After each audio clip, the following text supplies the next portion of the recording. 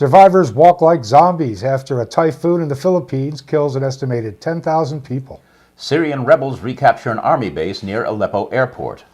A big week in off-year elections. A 90-car train carrying North Dakota crude derails and explodes in a rural area of western Alabama. $1.3 billion in fine art plundered by the Nazis is discovered. President Obama says he's sorry that thousands of people have had their health insurance canceled. Early Obamacare data to be released this week to show how many people are still waiting to enroll. Rouhani says Iran rejects threats and cites red lines in nuclear talks. Syria's opposition wants rebel backing for Geneva talks. From the Green Mountains of central Vermont, this is the Friday News Dump for Sunday, November 10th, 2013, with your hosts, Greg Crawford and Francis Goodwin. I'm Deborah Goodwin behind the camera, and here's our latest updates. One of the most powerful storms ever recorded killed at least 10,000 people in the central Philippines, with huge waves sweeping away coastal villages and devastating one of the main cities in the region. Super Typhoon Haiyan destroyed about 70 to 80% of the structures in its path as it tore through Leyte province on Friday before weakening and heading west for Vietnam. Rescue workers are struggling to reach ravaged villages along the coast where the death toll is as yet unknown. Survivors are foraging for food or searching for lost loved ones. In the words of Leyte medical student Jenny Chu, people are walking like zombies looking for food. It's like a movie. Most of the deaths appear to have been caused by surging seawater strewn with debris that many said resembled a tsunami, leveling houses and drowning hundreds of people in one of the worst disasters to hit typhoon-prone Southeast Asian nation. Sustained winds reached 195 miles an hour with gusts up to 235 miles per hour. 230. Man, that would turn anything into a deadly It's hard to imagine. Really, it's impossible to. I think it's so fascinating how this story also, just last night it was 1,000 perhaps dead, and now it's 10,000 dead. It could double. It could be 100,000 by the. Who knows? It could be well, more. There were 10 million people that were in the direct path of the thing, and where are they going to go? Even higher ground isn't going to do them all that much good. It's a nation of like 7,000 islands, so bad business. The storm weakened substantially after hitting the Philippines. However, 6 people were killed and dozens wounded during heavy winds and storms in central Vietnam as Haiyan approached the coast. Vietnam authorities have moved nearly 900,000 people in 11 central provinces to safe zones. Well, it was a big week in off-year elections. Former Macy's Thanksgiving Day Parade balloon Chris Christie easily won re-election as the Republican governor of New Jersey. While across the Hudson, the search for Bigfoot ended with the landslide victory of 6'5" Democrat Bill de Blasio in the race for America's mayor. No one has had the heart to tell New Yorkers that there exists a rather large nation to the north, west, and south of the Big Apple, thus reducing Mr. de Blasio's title to merely the mayor of New York City. Speaking of the South, the Commonwealth of Virginia, Old Dominion, narrowly escaped being dominated by that darling of the Tea Party, former Attorney General Ken Cuccinelli. During his campaign, Mr. Cuccinelli showed that he was the master of the oxymoron. While screeching about his promise to restore freedom and liberty, he simultaneously proposed laws to outlaw cohabitation, contraception, homosexuality, gay marriage, of course, and oral sex. Really? Oral sex? That last one raised some penetrating questions regarding stiff enforcement. Oh! Cuccinelli apparently could not perceive the futility of trying to maintain two diametrically opposed concepts. To no one's surprise, Cuccinelli petulantly refused to make the obligatory call of congratulations to the victor, Democrat Terry McAuliffe. Teabaggers were turned out in nearly every race unfortunate enough to have one, but in typical fashion, reality was turned inside out as the losers claimed victory because they didn't lose by that much. Another sweetheart of the Tea Party, Senator Rand Paul of Kentucky, became quite indignant when he was exposed as a serial plagiarist. Lifting entire passages, in some cases verbatim, from Wikipedia, the Heritage Foundation, and other writers, though the proof of his dishonesty is irrefutable, he wanted to challenge his detractors to a duel. But he probably Did he really? Yes. Oh, he really said that. He actually said that he wanted to take Rachel Maddow out and challenge her to a duel. But he probably couldn't hit the broadside of a barn door anyway, even if he was inside the barn. So, the Washington Times dropped his weekly column because of these allegations. But that bastion of truth and integrity, Breitbart.com, has graciously offered him a spot on their roster of pathological liars. There have also been some questions about whether or not he is really a board-certified ophthalmologist, as he claims. All in all, it was not a good day to be Rand. The Obama administration plans to release healthcare enrollment numbers for Obamacare's Rocky October rollout this week that could be more important for what they fail to say than for what they do. President Obama's Democratic administration, which is under intense pressure from Republicans to release the data, has signaled that the total will be low after weeks of technical problems with the federal website, healthcare.gov. But policy experts and congressional aides say that will only underscore the huge number of people believed to be waiting for a chance to obtain benefits. The 2010 Patient Protection and Affordable Care Act, or ACA, aims to provide health benefits to millions of uninsured Americans. It mandates that most Americans at least be enrolled for health insurance by March 31st, or be subjected to a fine. U.S. Health and Human Services Secretary Kathleen Sebelius said Friday that the Obama administration hopes to assist people who received health insurance cancellation notices, but has, in her words, no specific option right now. Way to go, guys. Obama apologized on Thursday to Americans losing their policies. He said in a television interview that he regrets he was not clear when he repeatedly pledged that Americans who like their current plans can keep them under his signature health insurance system overhaul. Not quite. He said he is looking at what he called a range of options to help people whose insurance plans are being canceled, although he stopped short of pledging support for proposed legislation that would permit policies in place before the health care law took effect to continue unchanged. A 90-car train carrying North Dakota crude oil derailed and exploded in a rural area of western Alabama early on Friday. The explosion left 11 cars burning and potentially bolstered the push for tougher regulation of a boom in moving oil by rail. No injuries were reported. Britain's intelligence chiefs used their first ever joint public appearance Friday to complain that documents leaked by former U.S. intelligence operative Edward Snowden had put secret operations at risk and were being, in their words, lapped up by Al-Qaeda. Local media likened the unprecedented evidence session before parliamentarians to a scene from a James Bond film. Britain's three main intelligence agencies said Snowden's disclosures about mass surveillance had prompted them to consider being more open about what they do, but they said parts of their work had to remain secret for national security reasons. They said that the data leaks, which detailed Britain's close cooperation with the U.S. National Security Agency, caused huge damage. Password, please. Wanted NSA leaker Edward Snowden asked colleagues for their login information to access some of the classified documents he showed to the media sources report. Touting his position as a computer systems administrator, Snowden reportedly convinced between 20 and 25 agents that he needed their password and credentials to do his job.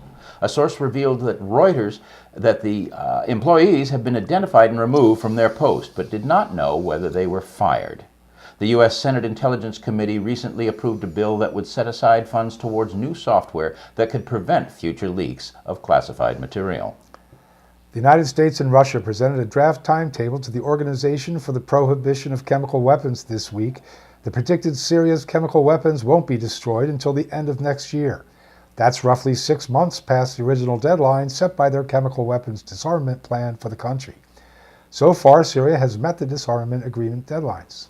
Syria's opposition is moving closer to agreement, but says it wants approval from fighters inside the country first to give the process more legitimacy.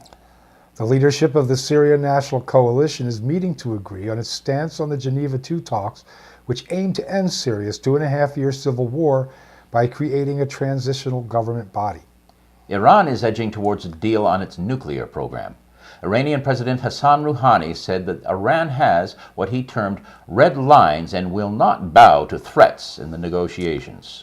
He was speaking in the Iranian parliament, a bastion of wary conservatives, a day after the Islamic Republic and the Six Powers narrowed differences at talks in Geneva.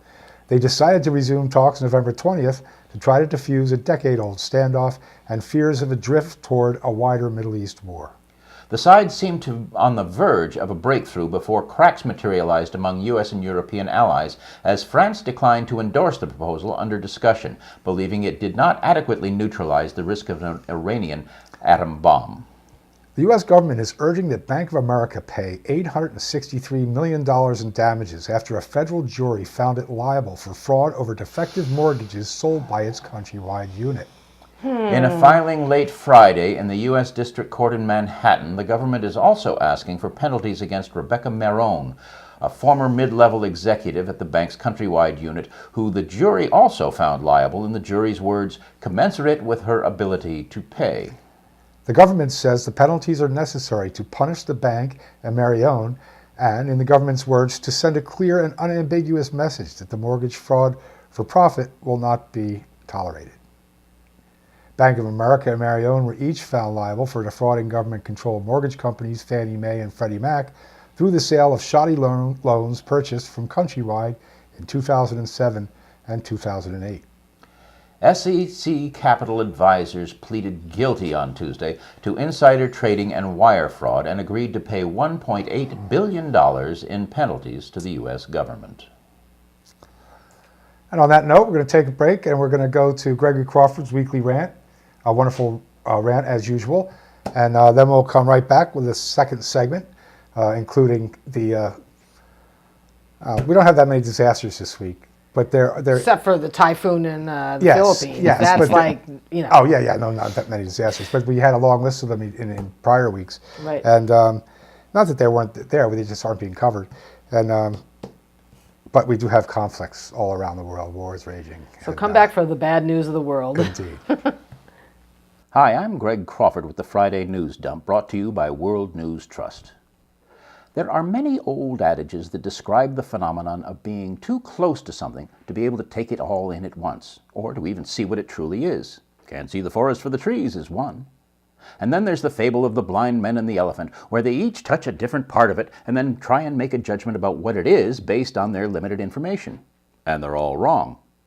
Or there's the story of the country whose government and media feed the people such a pack of lies about things that are really important that they either don't know they're being deceived or don't want to know, because then it would mean they'd have to do something about it. Oh, wait, that's not a story. That's us. This is the age of information, and that can be a good thing, except when the information, at least that provided by government-approved sources, is nothing but lies and distortions, and there's so much of it that we can't possibly process it all or make an informed decision, both because of the volume and the questionable veracity.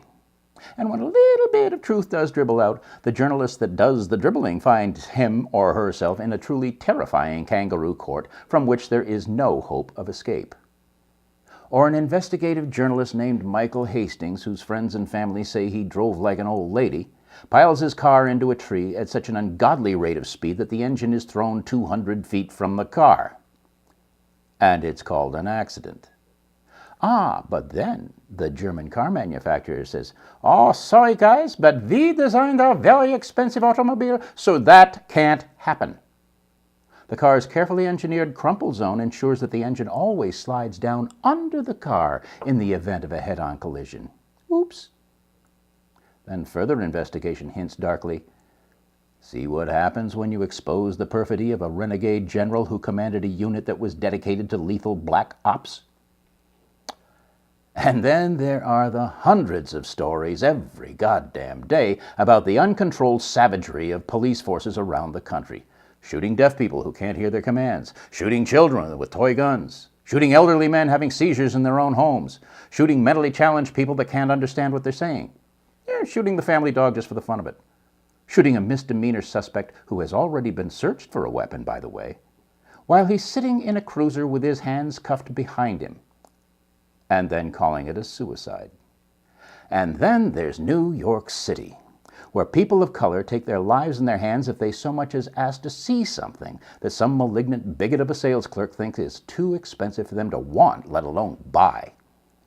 or the fact that more blacks have been the victims of the stop and frisk law than there are black people in all 5 boroughs. New Yorkers had better be thankful that Michael Bloomberg, that evil little bastard, is soon going to be gone. Sadly, his influence may not be. Just last week, an obviously corrupt Court of Appeals reversed a lower court decision that declared stop and frisk to be blatantly unconstitutional and ordered federal oversight of its selective application. Oh, but they weren't finished. Then the appeals court removed the judge from the case and reprimanded her for some trumped-up breach of protocol by talking about the case publicly. A word to the wise. The Fourth Amendment doesn't mean shit to Bloomberg's private army of psychotic thugs.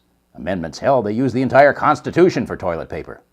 But as obscene as all those examples are, they are a minuscule fraction of the infringements on civil rights that Americans suffer every day. The object lesson that our government wants us to draw from such horror stories is this. Step out of line in any way, shape, or form, and the same thing might happen to you. And we're not going to tell you where the line is or when you've stepped out of it, but you'll probably be able to tell from your sucking chest wound. Such uncertainty does wonders when it comes to keeping we, the great unwashed, from asking too many questions. Moving on. It is now illegal for someone to expose the crimes of livestock abuse that industrial farm operations would prefer were not revealed. Yes, you heard that right. It is now a crime to report a crime. It is also a crime to try and convince any organization on the terrorism watch list to try more peaceful means of resolving their differences with American foreign policy. Yeah, go ahead. Yeah, try and make sense of that one. I dare you. That one helps to keep lawyers who still have a remnant of conscience from getting uppity. And, of course, there are the rapacious depredations of Monsanto, Nestle, Koch Industries, United Water, Halliburton, KBR, all of Wall Street, and a host of other ne'er-do-wells too numerous to mention. Christ, Monsanto actually tried to make it illegal to criticize them. I'm not making this up. They haven't succeeded yet, but they threaten to sue any state that enacts right-to-know laws that require food products containing GMOs to be labeled accordingly. So the government can't prosecute for someone for sedition, but a corporation can. Oh, and Monsanto just bought themselves an award for contributions to agriculture. Please.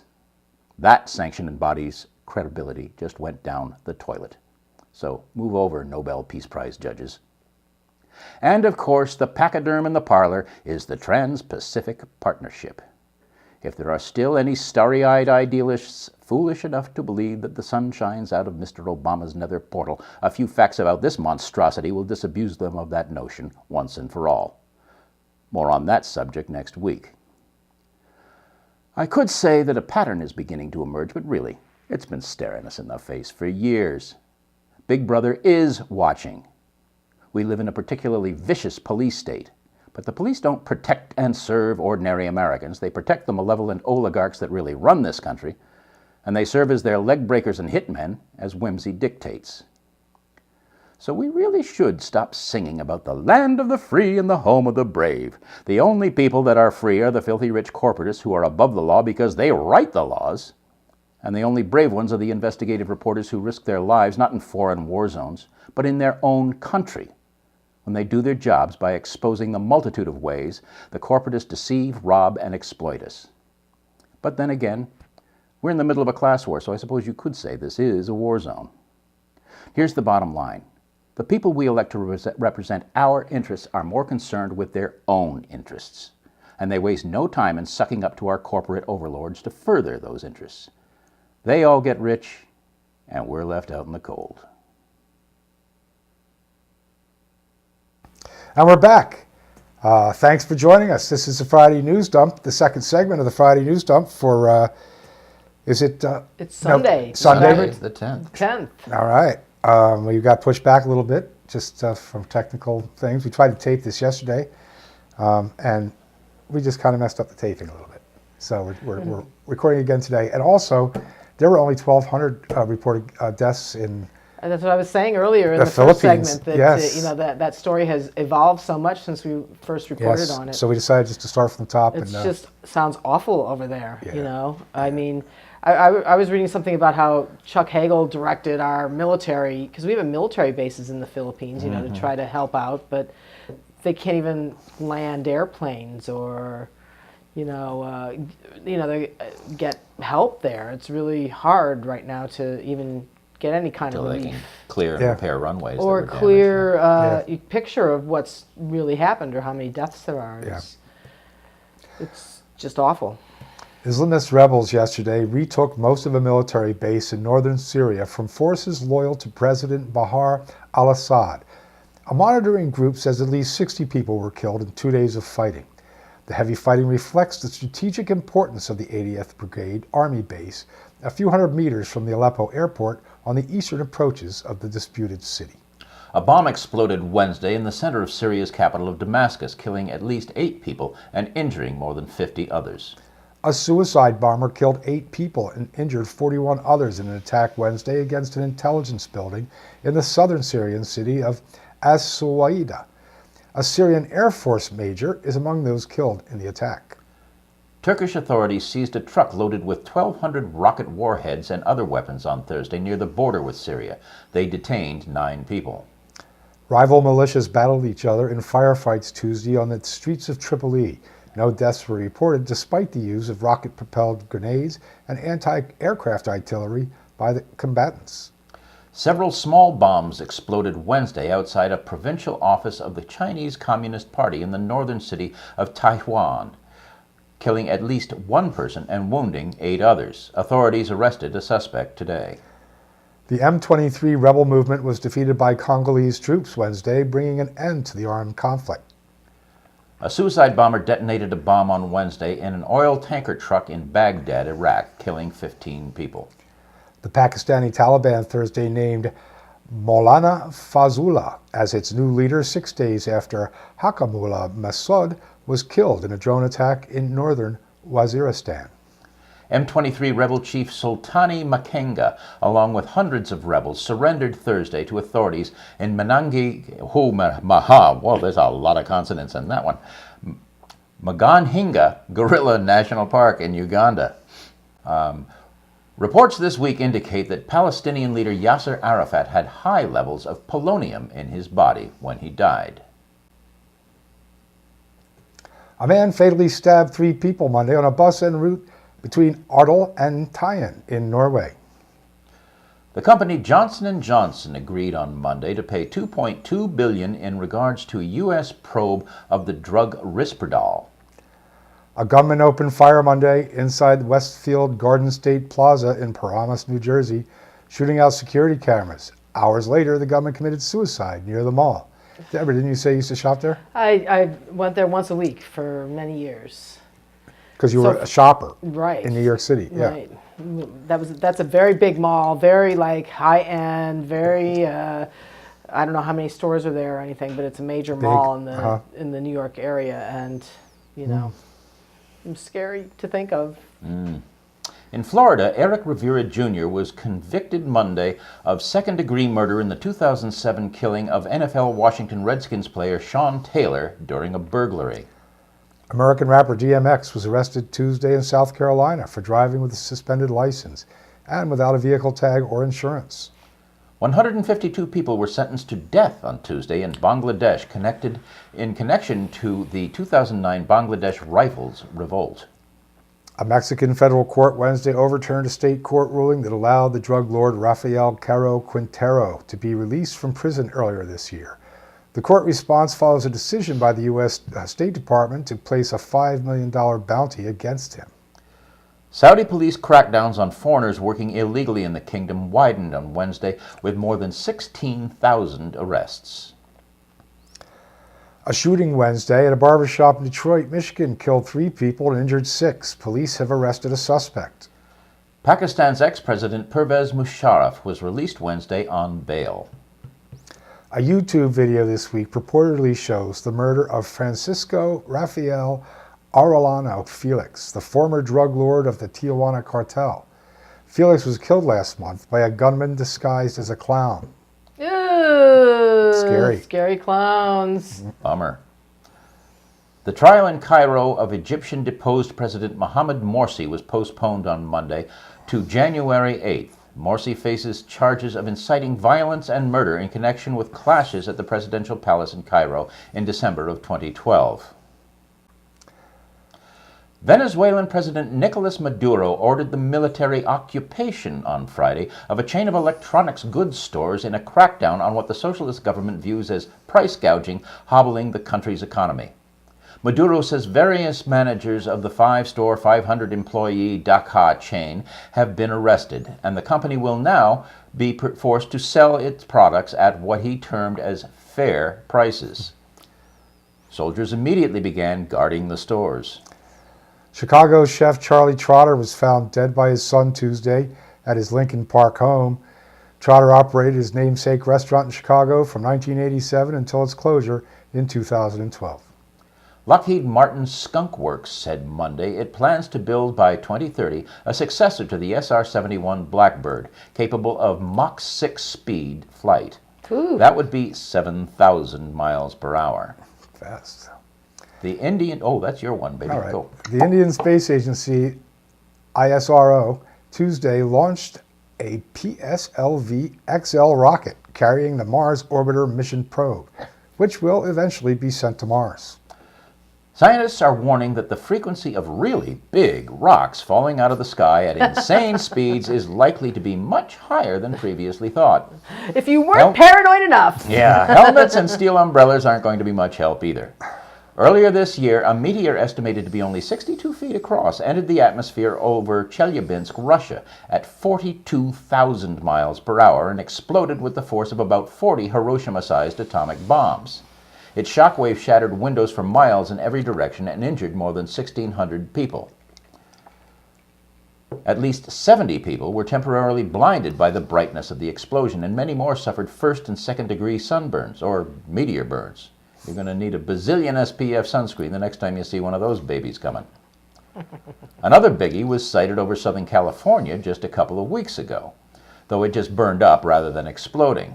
The point is, our increased ability to detect these space rocks has forced us to recalibrate the likelihood of meteors like the Chelyabinsk meteor, or that mother whomper that exploded over Siberia a little more than 100 years ago, leveling several hundred square miles of dense forest, from a once every 150 years event to a once every 30 years event. Factoring in the unrecorded invasions of our personal space that occur over mid-oceans or uninhabited areas might knock that estimate down to once every 10 or 20 years. Or less. There are world enders floating around in space, to be sure, and NASA tracks all the brutes they're aware of, but now they're paying much closer attention to smaller rocks. The trouble is the smaller ones, like the Chelyabinsk meteor, appear so suddenly that it's impossible to track them or warn people of their arrival.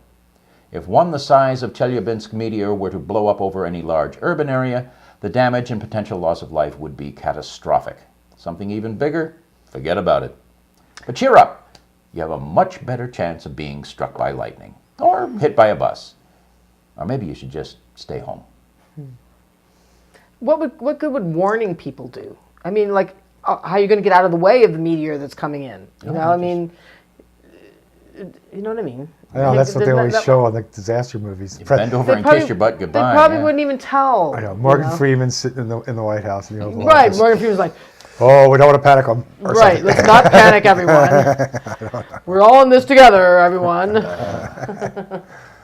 Right. Better call Clint Eastwood or George Clooney or something. The German magazine Focus Monday reported the 2012 discovery of Nazi-plundered art worth 1 billion euros, which would be about $1.3 billion, in Munich, including lost works by Picasso and Matisse. It turns out that it was the son of like a Nazi officer. Yeah, like the guy in charge of all of the Nazi art Nazi for culture the Nazis. Yeah. Right. And he became like, of course, an art dealer, and his son had this Has stash. all the stuff, like behind a curtain in his basement. Well, or something. It was squirreled away, and I guess some of it was not in very good condition because it wasn't properly maintained. That's what I read too. But nothing that they can't correct, or clean. Anyway, go ahead. They're out there. Mm-hmm. The increased sensitivity of space telescopes has forced scientists to recalibrate their estimates of some other astronomical phenomenon as well. They say there are billions of Earth-sized planets just in our own galaxy that reside within the so-called Goldilocks zone as they orbit stars very like our sun. and there are billions of galaxies in the universe. The Goldilocks zone is that distance from a star that's not too hot, not too cold, but just right for sustaining life. If a planet has liquid water, and water is everywhere in the universe, life always finds a way. And what does all this mean? Well, it makes it statistically impossible for there not to be other life forms out there that are just as advanced as we are, maybe even more so. Unless, of course, they reached a stage of technological development, such as we have, that enables them to create world-ending munitions like the hydrogen bomb, such as we have, but not the emotional maturity on a species-wide scale to deal with them intelligently, such as we most certainly have not, resulting in their total self-annihilation, which might explain why none of them are answering when we phone home. And on that cheery note, that was the Friday News Dump for Sunday, November 10th, 2013. I'm Francis Goodwin. This is Gregory Crawford behind the camera. We have the lovely Deborah Goodwin. Thanks for joining us. See you next week. Good night.